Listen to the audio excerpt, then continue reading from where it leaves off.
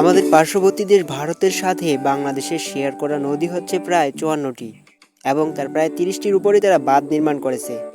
এতগুলো বাঁধের মধ্যে শুধুমাত্র একটি বাঁধ যেটা নিয়ে পানি বন্টন চুক্তি হয়েছে বাংলাদেশের সাথে, সেটা হচ্ছে ফারাক্কা বাঁধ। বাকিগুলোতে কোনো ধরনের কোনো পানি বন্টন চুক্তি হয়নি, যার ফলে তারা তাদের ইচ্ছে মতো বাঁধগুলো খুলে দেয় এবং ক্ষতিগ্রস্ত হয় আমাদের দেশের মানুষ। এখন তাহলে আমরা কি করতে পারি? তাদের বাঁধের বিপরীতে কি আমরা বাঁধ নির্মাণ করব? না, এমনটা করলে আমাদের লাভের থেকে বরং ক্ষতিই বেশি হবে।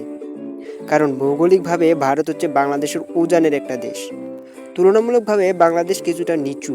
তো তারা যখন তাদের বাঁধগুলো খুলে দিবে, সেখান থেকে পানি এসে আমাদের বাঁধে বাধা পেয়ে চারপাশে ছড়িয়ে যাবে এবং তখন আমাদের আশপাশে এলাকাগুলো প্লাবিত হবে বা নতুন কোনো গতিপথ তৈরি করতে পারে নদী।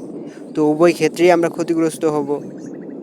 এক্ষেত্রে আমরা যেটা করতে পারি তা হচ্ছে আমরা আমাদের নদীগুলো খনন করে নদীগুলোর নাব্যতা ফিরিয়ে নিয়ে আসতে পারি এবং অতিরিক্ত পানি যেন বঙ্গোপসাগরে গিয়ে পড়ে তার জন্য ব্যবস্থা গ্রহণ করতে পারি।